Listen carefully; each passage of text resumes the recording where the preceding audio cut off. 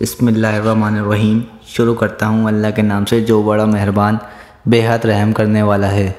ڈوب کر سختی سے کفار کی روح کھینچنے والے فرشتوں کی قسم، اور گرہ کھول کر نرمی سے مومن کی روح نکالنے والے فرشتوں کی قسم، اور آسمانوں میں تیرنے والوں فرشتوں کی قسم، پھر دوڑ کر آگے بڑھنے والوں کی قسم، پھر تمام کاموں کی تدبیر کرنے والوں کی قسم۔ جس دن کانپنے والی زمین کانپے گی، اس کے بعد پیچھے آنے والی قیامت آئے گی۔ اس دن بہت سے دل خوف کی وجہ سے دھڑک رہے ہوں گے۔ ان مجرمین کی نگاہیں جھکی ہوئی ہوں گی۔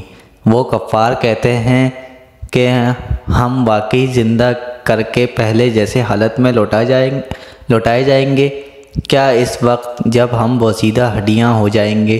وہ کفار کہتے ہیں پھر یہ لوٹنا بڑا نقصان دہ ہوگا۔ وہ قیامت تو صرف ایک خوفناک ڈانٹ ہے۔ اس وقت لوگ ایک دم میدان میں جمع ہو جائیں گے۔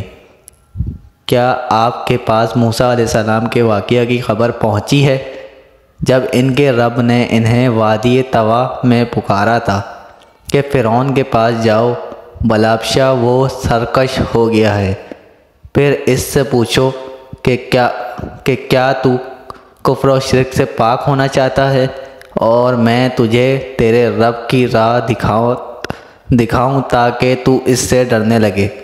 پھر موسیٰ علیہ السلام نے اس فرعون کو بڑی نشانی دکھائی۔ آخر کا راست نے جھٹلایا اور نافرمانی کی، پھر پیٹ پھیر کر چل دیا اور فساد پھیلانے کی کوشش کرنے لگا۔ پھر اس نے سب کو جمع کر کے اعلان کیا اور کہا کہ میں تمہارا سب سے بڑا رب ہوں۔ آخرکار اللہ نے بھی اسے آخرت اور دنیا کا عذاب میں گرفتار کر لیا۔ بے شک اس واقعہ میں اس شخص کے لیے بڑی عبرت ہے جو اللہ کے عذاب سے ڈرتا ہے۔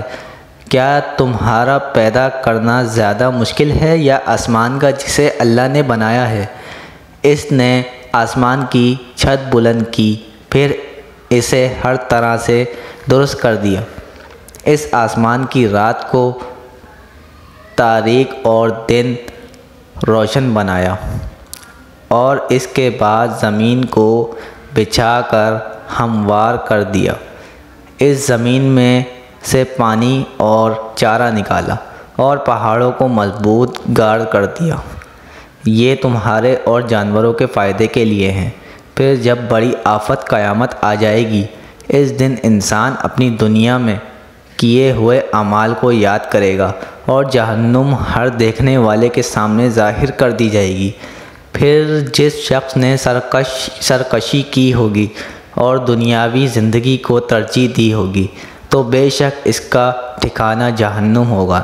لیکن جو شخص اپنے رب کے سامنے کھڑا ہونے سے ڈرتا رہا اور اس نے اپنے نفس کو بری خواہش سے روکے رکھا، تو بے شک اس کا ٹھکانہ جنت ہی ہے۔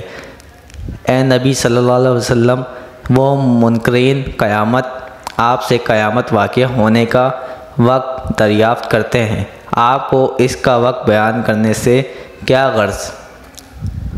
اس کے علم کی انتہا آپ کے رب ہی کے پاس ہے۔ آپ تو ہر اس شخص کو قیامت سے ڈرانے والے ہیں جو اس سے ڈرتا ہے۔ جس دن وہ کفار اسے قیامت کو دیکھیں گے تو یہ سمجھیں گے وہ دنیا میں صرف ایک شام یا صرف ایک صبح ہی رہے تھے۔